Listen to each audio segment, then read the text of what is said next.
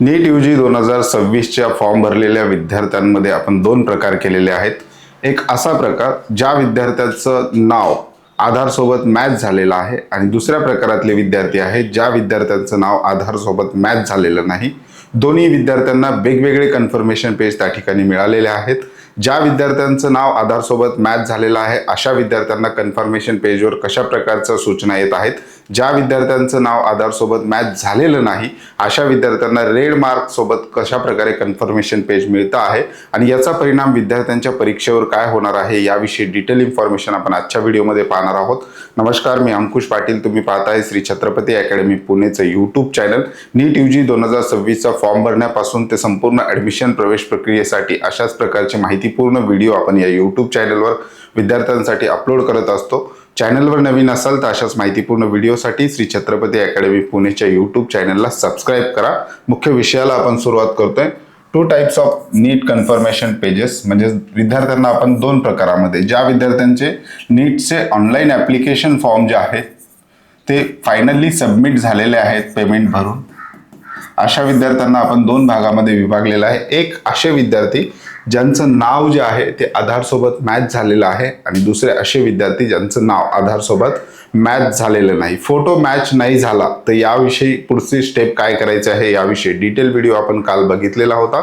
तो व्हिडिओ आपल्या यूट्यूब चॅनलवर आहे, त्या ठिकाणी जाऊन तुम्ही पाहू शकता. आजच्या व्हिडिओमध्ये आपण नाव मॅच नाही झालं तर विद्यार्थ्यांना काही अडचण येते काय याविषयी डिटेल एक्सप्लेनेशन पाहणार आहोत. त्याचप्रकारे दोन प्रकारचे कन्फर्मेशन पेज जे आहेत ते कसे आहेत ते सुद्धा आपण पुढील स्लाइडमध्ये डिटेल समजून घेणार आहोत. विशेषतः नाव मॅच न होणे ही अडचण कोणाला येते? ज्या विद्यार्थ्यांची 10वी जी आहे ती महाराष्ट्र स्टेट बोर्डमधून झालेली आहे अशा विद्यार्थ्यांना ही अडचण येताना आपल्याला पाहायला मिळते. कारण महाराष्ट्र स्टेट बोर्ड विद्यार्थ्याचं 10वीवरचं जे काही नाव आहे ते सुरुवातीला सरनेम,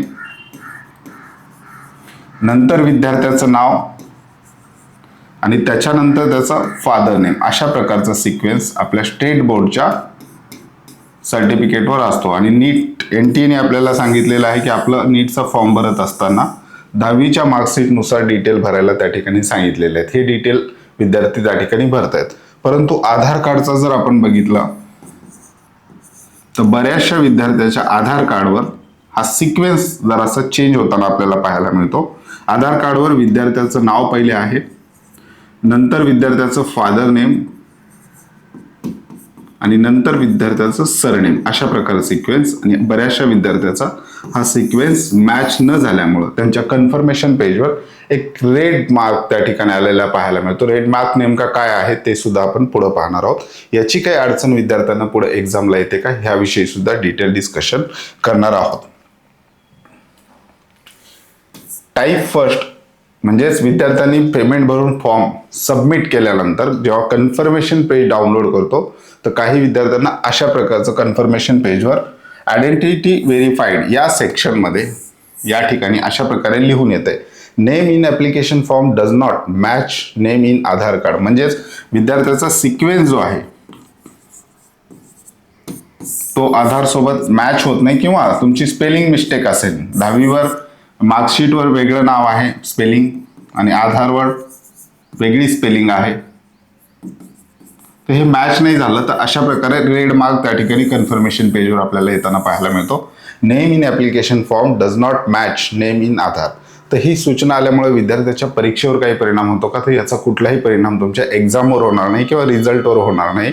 हा जो काही मार्क दिलेला आहे हा मॅच न झाले अशा प्रकारची एक सूचना या ठिकाणी दिलेली आहे. याचा परिणाम तुमच्या एक्झामवर होणार नाही याची काळजी विद्यार्थ्यांनी करायची नाही. एकदा तुमचा फॉर्म सबमिट झाला असेल, तुम्ही पेमेंट केला असेल तर तुम्ही त्या ठिकाणी पूर्ण परीक्षेसाठी इलिजिबल आहात याचं कुठलंही टेन्शन विद्यार्थ्यांना घ्यायचं कारण नाही. कारण मागच्या 2 वर्षापासून अशा प्रकारच्या सूचना विद्यार्थ्यांना त्या ठिकाणी आलेल्या होत्या, मागच्याही वर्षी आलेल्या होत्या. त्याचा थेट परिणाम विद्यार्थ्याच्या परीक्षेवर किंवा रिझल्टवर किंवा ॲडमिशन प्रक्रियेवर झालेला आपल्याला पाहायला मिळालेला नाही. कारण या ठिकाणी एक्झामला जात असताना आपल्याला जे काही ॲडमिट कार्ड NTA रिलीज करणार आहे त्याच्यावर जे नाव आहे जे आपण भरलेलं आहे 10वीच्या मार्कशीटनुसार तेच त्या ठिकाणी प्रिंट होणार आहे. आणि कन्फर्मेशन पेज जे आहे ते एक्झामच्या दिवशी विद्यार्थ्यांना लागत नाही. एक्झामच्या दिवशी आपल्याला ॲडमिट कार्ड घेऊन जावं लागतं. त्याच्यामुळे याचा थेट परिणाम तुमच्या परीक्षेवर किंवा तुमच्या रिझल्टवर त्या ठिकाणी होणार नाही, त्यामुळे याची जास्त काळजी करण्याची आवश्यकता त्या ठिकाणी नाहीये. दुसरा प्रकार आहे, तत्पूर्वी आपण पाहूयात श्री छत्रपती अकॅडमीच्या 2026च्या पेड काउन्सिलिंग विषयी. ज्या विद्यार्थ्यांना श्री छत्रपती अकॅडमी पुणे मार्फत पेड काउन्सिलिंग सर्व्हिस जॉईन करायचे आहे, ज्याच्यामध्ये फॉर्म भरण्यापासून ते पूर्ण प्रवेश होईपर्यंत संपूर्ण गायडन्स आपण त्या ठिकाणी करत असतो. ज्या विद्यार्थ्यांना जॉईन करायचं आहे अशा विद्यार्थ्यांसाठी हे आमचे कॉन्टॅक्ट नंबर आहेत. या नंबरला तुम्ही व्हॉट्सअप मेसेज करून आमच्या पेड काउन्सिलिंग विषयी अधिक माहिती त्या ठिकाणी घेऊ शकता. नंबर स्क्रीनवर दिलेले आहेत, त्याचबरोबर आपल्या डिस्क्रिप्शन बॉक्समध्ये सुद्धा आपले कॉन्टॅक्ट नंबर दिलेले आहेत. त्याच्यानंतर दुसऱ्या प्रकारातले विद्यार्थी ज्यांचं नाव मॅच झालेलं आहे, म्हणजेच NTA अगोदरच नोटीस काढून त्या ठिकाणी विद्यार्थ्यांना सूचना केलेल्या होत्या की तुमचं आधार जे आहे ते विद्यार्थ्यांनी अपडेट करून घ्यायचं. या सूचनेनुसार बऱ्याचशा विद्यार्थ्यांनी आपला आधार अपडेट करून घेतलेलं आहे. त्याच्यामध्ये नाव बदललेलं आहे, काही विद्यार्थ्यांनी फोटो अपडेट करून घेतलेला आहे, काही विद्यार्थ्यांनी डेट ऑफ बर्थ अपडेट करून घेतलेला आहे. ज्या विद्यार्थ्यांचा आधार परफेक्ट अपडेट झालेला आहे अशा विद्यार्थ्यांचं नाव किंवा सगळे आधारचे डिटेल जे आहेत ते फॉर्म सोबत मॅच झालेले आहेत. त्यांना कुठल्याही प्रकारचा अशा प्रकारे रेड मार्क आलेला नाही, त्यांचा क्लिअर फॉर्म त्या ठिकाणी सबमिट झालेला आहे. आणि अशा प्रकारे तुमचं आधारचं नाव मॅच झालं असेल किंवा तुम्हाला रेड मार्क नावासंबंधात तुमच्या आयडेंटिटी व्हेरिफिकेशन या टॅबमध्ये कन्फर्मेशन पेजमध्ये आलं नसेल तर प्रश्नच नाही, तुम्हाला कसल्याही प्रकारची त्या ठिकाणी अडचण आलेली नाही, तुमचा फॉर्म क्लिअरली त्या ठिकाणी सबमिट झालेला आहे. दोन्ही प्रकारातल्या विद्यार्थ्यांना कसल्याही प्रकारची काळजी करण्याची आवश्यकता नाही. एक्झामवर त्याचा थेट परिणाम होणार नाही, तुमचा रिझल्टवर त्याचा परिणाम होणार नाही, इव्हन तुमच्या ॲडमिशन प्रक्रियेवर सुद्धा त्याचा थेट परिणाम होणार नाही. ते आपलं ऑनलाईन ॲप्लिकेशन आहे. अशाच प्रकारचे महत्त्वाचे अपडेट्स आपण ऑनलाईन ॲप्लिकेशनद्वारे सुद्धा विद्यार्थ्यांना देत असतो. त्याच्यामध्ये सगळे कट ऑफ स्टेट वाईज मागच्या वर्षीचे, त्याच्या मागच्या वर्षीचे 2 वर्षाचे कट ऑफ तुम्हाला पाहता येईल. Andhra Pradesh MBBS, Telangana MBBS, Uttarakhand, Tamil Nadu, Maharashtra, Himachal state wise cut ऑफचे बुकलेट आपण याच्यामध्ये ठेवलेले आहेत. कॉलेज वाईज डिटेल माहिती इन्फॉर्मेशन आपण त्या ठिकाणी भरलेली आहे. जर ऑनलाईन ॲप्लिकेशन डाउनलोड करायचं असेल तर डिस्क्रिप्शन बॉक्समध्ये ऑनलाईन ॲप्लिकेशनची लिंक आहे, त्यावर क्लिक करून तुम्ही सहज आमचं ऑनलाईन ॲप्लिकेशन त्या ठिकाणी डाउनलोड करून घेऊ शकता. अशा प्रकारे रेड मार्क आला म्हणून घाबरून जाण्याचं काही कारण नाही. तुमचा फॉर्म सबमिट झाला असेल तर तुम्ही एक्झामला त्या ठिकाणी इलिजिबल राहणार आहात. ज्या विद्यार्थ्यांचे फोटो मॅच झाले नाहीत अशा विद्यार्थ्यांना मात्र फोटो व्हेरिफिकेशन डॉक्युमेंट ॲनेक्शर 6 त्या ठिकाणी अपलोड करावं लागणार आहे. त्याविषयी डिटेल व्हिडिओ आपण कालच बनवलेला आहे, आपल्या यूट्यूबच्या प्लॅटफॉर्मवर तो अवेलेबल आहे, त्या ठिकाणी जाऊन तुम्ही पाहू शकता.